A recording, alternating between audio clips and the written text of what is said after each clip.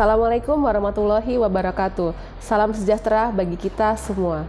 Perkenalkan, saya adalah Aisyah, sarjana pendidikan Magister Pendidikan, salah satu dosen pengajar di Prodi Ilmu Komunikasi Universitas Muhammadiyah Papua.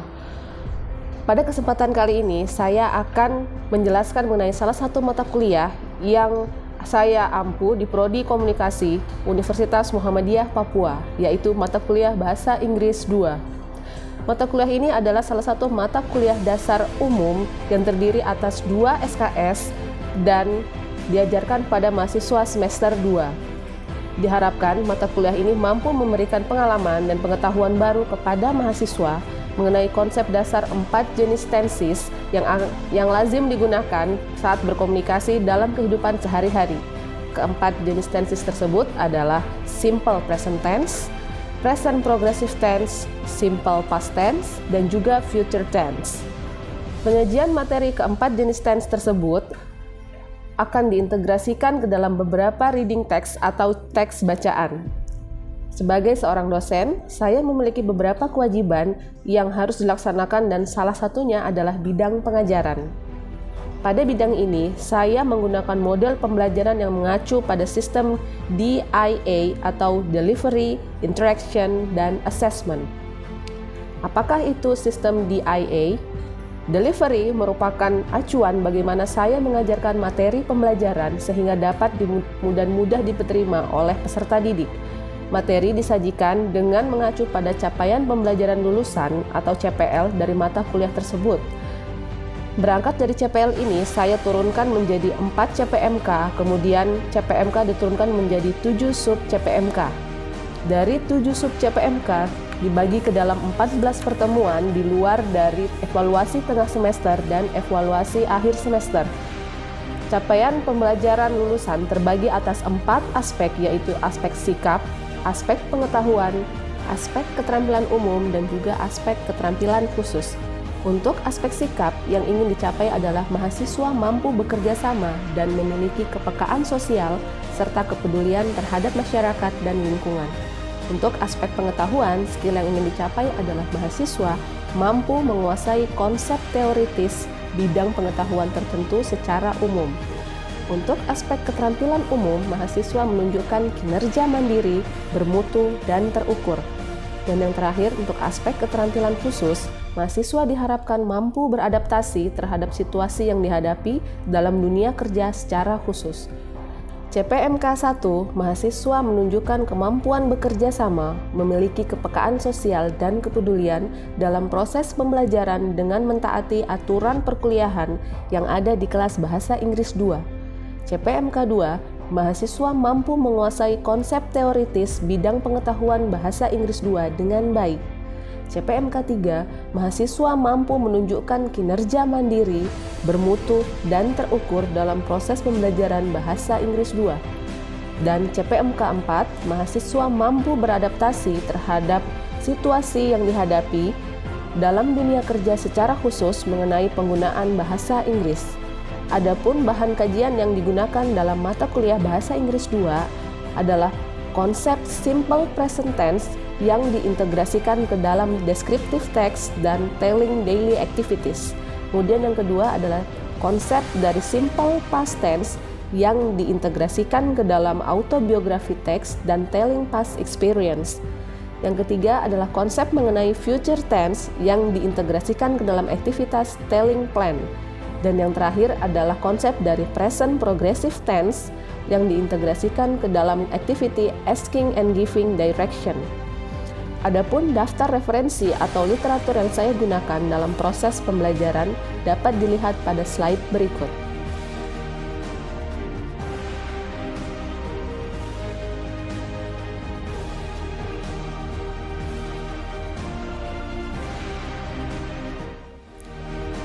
Demikian proses delivery yang saya terapkan dalam proses pembelajaran Bahasa Inggris 2. Kita masuk pada aspek berikut, yaitu interaction. Yang dimaksud dengan aspek interaction adalah proses interaksi yang tercipta antara dosen dan mahasiswa dan juga sesama mahasiswa selama proses pembelajaran sehingga memenuhi indikator atau capaian yang diharapkan. Untuk aspek interaction, saya lebih berfokus kepada pemenuhan Student Center Learning atau SCL, di mana mayoritas semua proses pembelajaran berpusat kepada mahasiswa. Pembelajaran yang berpusat pada mahasiswa akan menciptakan kondisi kelas yang lebih menyenangkan karena mahasiswa diberikan kebebasan untuk mengembangkan kreativitas, keaktifan, dan juga kemampuan mereka sesuai dengan level yang ada. Ada 4 bentuk pembelajaran yang saya terapkan dalam 1 semester. Yang pertama yaitu pembelajaran interaktif. Pembelajaran interaktif adalah proses pembelajaran yang secara aktif melibatkan mahasiswa untuk berinteraksi maupun memperoleh feedback baik antar sesama mereka maupun feedback dari pengajar atau dosen. Yang kedua adalah role play, yaitu proses pembelajaran aktif di mana mahasiswa diminta untuk melakukan performance bermain peran sesuai dengan skrip atau dialog yang telah ditentukan. Yang ketiga adalah small group discussion, yaitu proses pembelajaran mahasiswa dibagi ke dalam beberapa kelompok kecil, kemudian secara aktif mahasiswa diminta untuk menggali dan mendiskusikan topik viral yang sedang ditentukan. Dan yang terakhir adalah self-directed learning, yaitu mahasiswa diberi kesempatan atau penugasan yang dilakukan untuk pengembangan pembelajaran di luar kelas. Platform pembelajaran yang saya gunakan adalah campuran dari luring dan daring, di mana untuk luring saya mengadakan tatap muka di kelas sesuai dengan aturan protokol kesehatan COVID-19. Dan untuk kelas daring saya menggunakan platform Zoom dan juga WhatsApp. Yang terakhir adalah aspek assessment. Assessment adalah proses pemberian nilai untuk mengukur sejauh mana kemampuan mahasiswa menyerap materi selama proses pembelajaran. Penilaian dilakukan secara objektif dan transparan sesuai dengan indikator capaian pembelajaran yang telah ditetapkan, di mana kehadiran memiliki bobot 10%, tugas 10%, kuis 10%, keaktifan diskusi 20%, evaluasi tengah semester 25%, dan evaluasi akhir semester 25%. Dengan demikian, itulah tadi penjelasan saya mengenai penerapan DIA atau Delivery, Interaction, dan Assessment dalam proses pembelajaran di kelas mata kuliah Bahasa Inggris 2. Selanjutnya, akan saya tampilkan proses pembelajaran saya di kelas melalui video micro teaching berikut. Selamat menyaksikan. Assalamualaikum warahmatullahi wabarakatuh. Oke, assalamualaikum warahmatullahi wabarakatuh. Okay. Good morning, everyone. How are you today? Okay, are you fine, Andy? Have you your breakfast today? Yes. What do you have for your breakfast? Bread. Okay. How about you, Hosea? What do you have for your breakfast today? Yes, I have breakfast. Okay, what do you have for breakfast? Makan apa buat breakfast tadi pagi? Coffee. Huh? Coffee.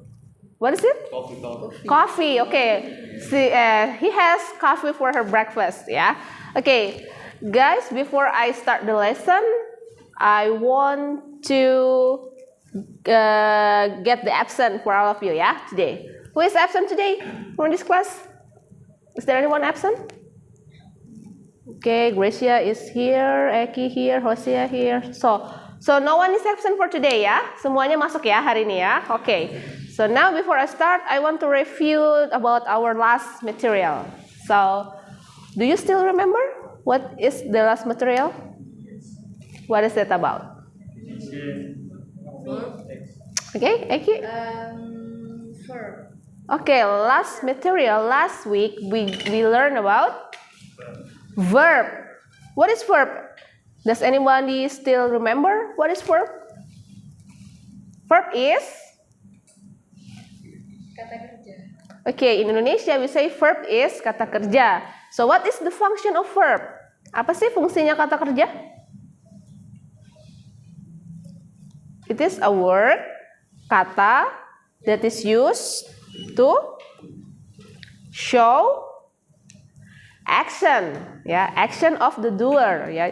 Jadi kata kerja itu adalah kata yang digunakan untuk menunjukkan action atau aksi atau kegiatan yang dilakukan oleh pelaku atau doer, ya.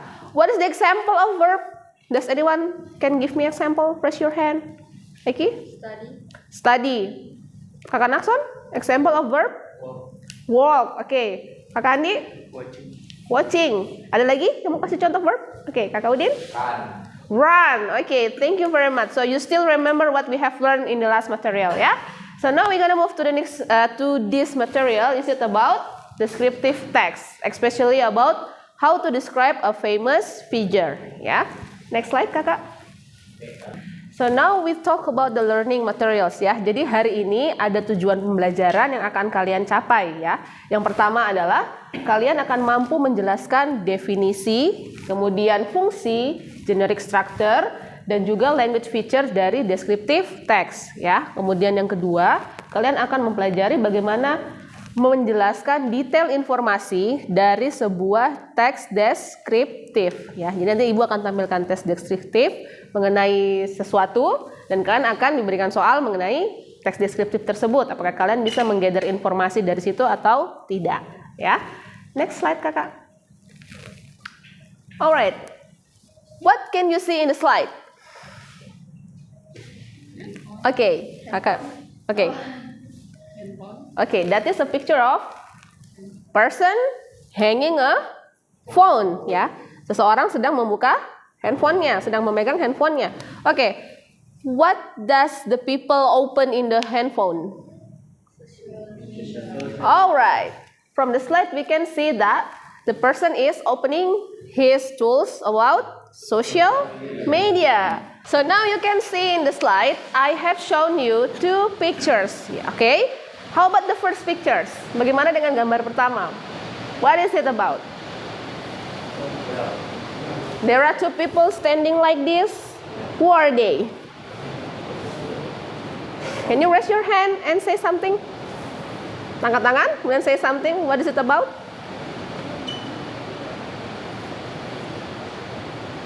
Yes? Alright, they are the founder of Google. Do you use Google in your whole life, right? Kok pakai Google di sepanjang hidupmu toh? Untuk namanya mahasiswa pasti seperti itu, ya. Oke, can you say the name of the founders of Google? Does anyone know? Alright, kakak Andi. Larry Page. Larry Page and Sergey Brin. Okay. Which one is Larry? Which one is Sergey? Can you show me? Yeah, nanti you can browse in your social media, ya. You can use Google and find out where is Larry, where is Sergey, right? Okay. So for the second pictures, how many people in the picture for the second one? Okay, there are 3 people, right? They are man, woman, or tanda tanya? They are men, right? There are 3 men, okay? What are their names? What are their names? The first one is James Karim. The second one is Chad Hurley, and then the third one? Stephen Chan. Right. They are alright, they are the founder of YouTube. Mereka adalah penemu atau pendiri dari YouTube, ya. Oke, biasanya pakai YouTube untuk apa?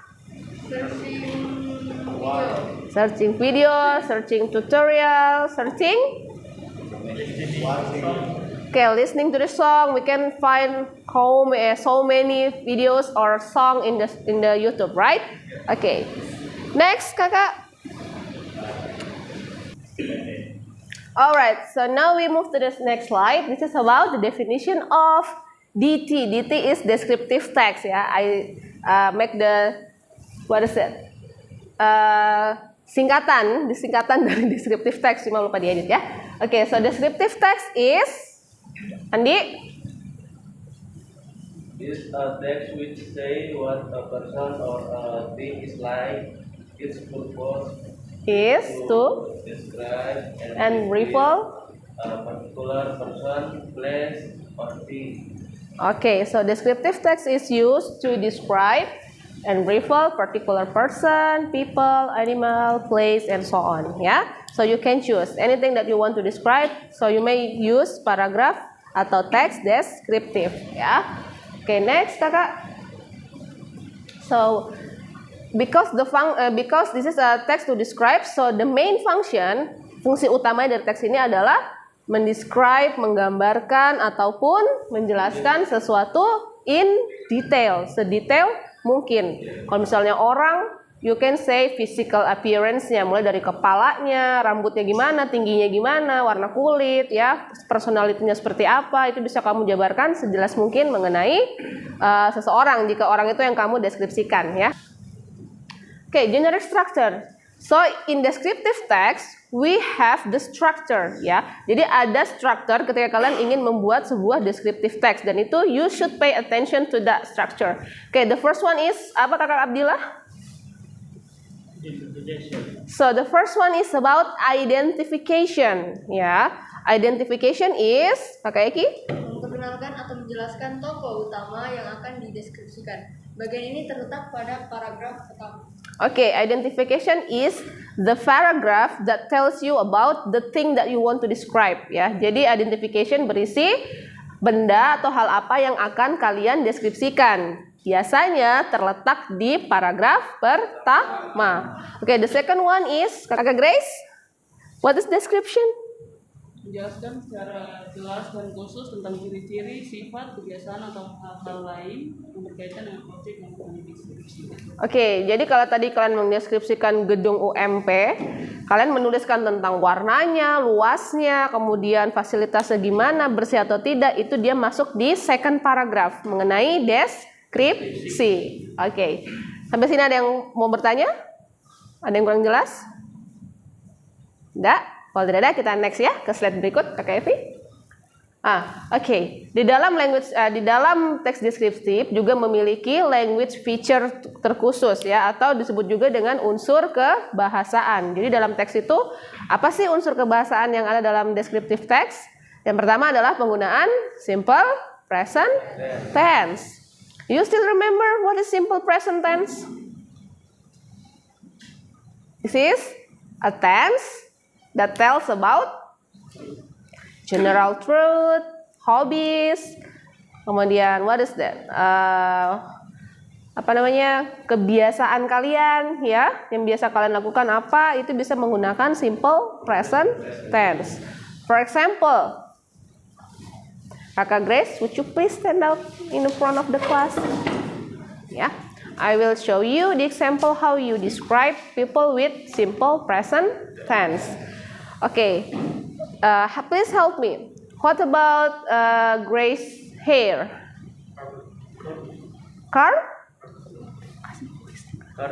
Curly. Okay.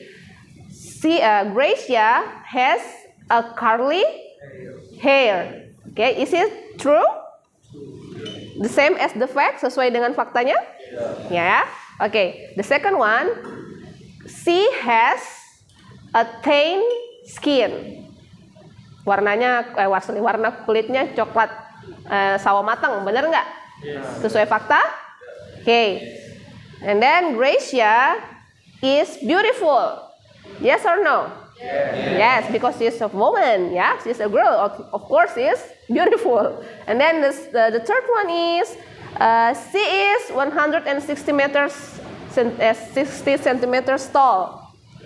Yes or no? Tingginya sekitar 160, ya. And she wears blue trousers. Bener nggak? Bener ya, dia pakai trousers warna blue bawahan. Saya tadi kan sudah bahas atas merah, marun, sekarang saya bahas yang bawah. Trousersnya bener warna biru ya. Okay, so thank you very much, Kakak Grace. You may sit down. So that's the example how you describe people by describing the general truth in the person, ya. Okay, next. No. The second one is about using to be. Ya, to be, is, are. You have to use that kind of part of speech in the sentence. For example, kayak tadi ya, she is tall. And then lawannya, she is short. Ya. Jadi penggunaan seperti itu bisa juga dipakai dalam membuat descriptive text. Oke, kemudian yang ketiga adalah fokus pada satu objek. Seperti tadi yang sudah saya jelaskan, kalau kamu mendeskripsikan satu, ceritakan tentang itu dari awal paragraf sampai akhir, ya. Hanya fokus di situ. Jangan diganggu dengan interupsi dengan menjelaskan hal lain di luar dari yang dijelaskan, ya. Yang terakhir adalah using adjective, menggunakan kata sifat. What is adjective? What is the function of adjective? Apa sih fungsinya adjective? Fungsinya adjective. Ada yang tahu? You can say anything. What is the function of adjective? Menjelaskan sifat? Sifat seseorang. Oke, kalau dalam bahasa kita bilang adjective itu memodify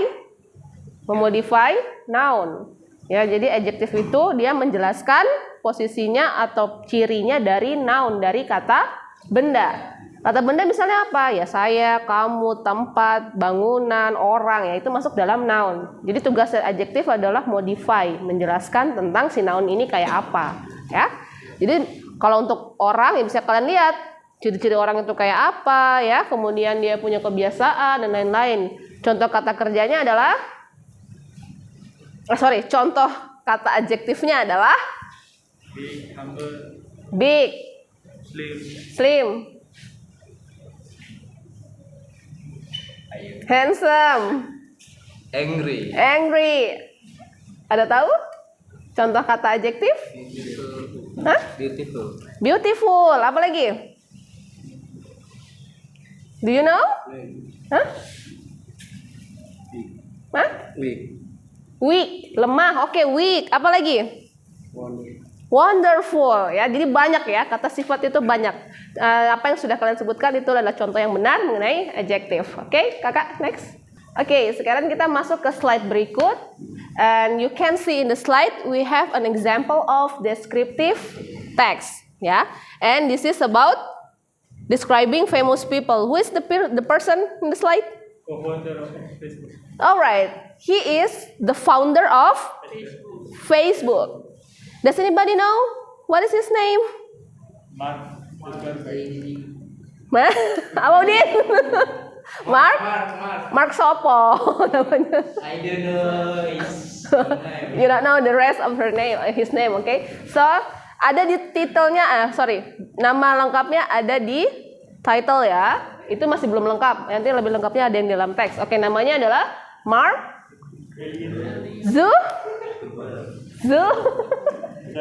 Zuckerberg. Saya tidak tahu kakak Abi bener nggak itu ya tulisannya. Zuckerberg kalau saya tidak salah ya. Oke, jadi now we want to read a text about the founder of Facebook, ya, Mark Zuckerberg. So be sure that you use Facebook, you have to know who is the founder, ya. Pastikan kamu pakai Facebook hari-hari tuh bikin story, status, stalking pacar, mantan dan lain-lain. Pastikan kamu tahu dia founder tuh siapa, yang bikin Facebook tuh siapa ya. Pak C ini sudah. Kakak laki-laki ini ada nih yang bikin Facebook ya. So okay, does anybody want to help me read the first paragraph? Louder. Does anyone want to help me? Okay, use a big voice ya. Yes. Alright. Mark Zuckerberg is an American computer program and internet entrepreneur. He is a co-founder of Facebook, a famous social media. His name was in the list of 100 wealthiest and most influential people since 2010 by Time magazine. Okay, so Mark Elliott Zuckerberg is an American computer programmer and internet entrepreneur. Jadi Mark, nama lengkapnya adalah Mark Elliott Zuckerberg. Dia adalah seorang programmer dan pengusaha internet dari Amerika. Jadi dia berkebangsaan Amerika ya. And then he is the co-founder of Facebook. Dia adalah co-founder atau pendiri dari Facebook, a famous social media. Oke, udah semua orang tahu ya bahwa Facebook adalah sosial media yang sangat terkenal ya. His name was the list of 100 wealthiest ya. Jadi namanya itu masuk di dalam dalam list 100 orang terkaya dan most influential people, 100 orang terkaya dan paling berpengaruh di dunia sejak 2010, since 2010 by majalah Time. Jadi jangan kalau saya bilang majalah, nama majalahnya yang dicari, nama majalahnya apa? Time ya, Time Magazines, majalah Time ya. Oke, who wants to read the second paragraph?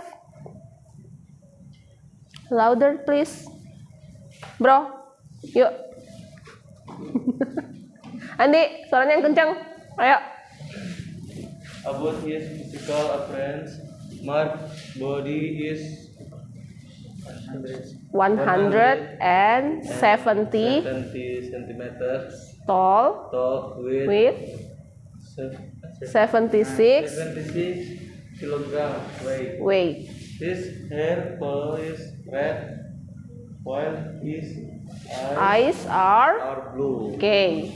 Mark Mark Zuckerberg was born on 14 14 May 1984 1984 in New York, New York, USA. Okay, then Therefore, he is 35 years all by 2019. and Okay, Mark Mark Zuckerberg has married to Priscilla Chan. then they They have one daughter named Maxima Chan Zuckerberg. alright. Kalau bicara kawin saya cepat sekali, ada suara keras. Okay, so for the second paragraph, this is description. Ya, benar ya, description. Jadi penjelasan fisik, ciri-ciri, usia dari orang yang dideskripsikan. Okay, about his physical appearance, Mark's body is 170 cm tall with 76 kg of weight. Ingat, dia pakai is di situ ya. Itu adalah ciri dari tadi. Yang kedua adalah to be. Oke, jadi tingginya Mark sekitar 170 cm dan beratnya 76 kg ya.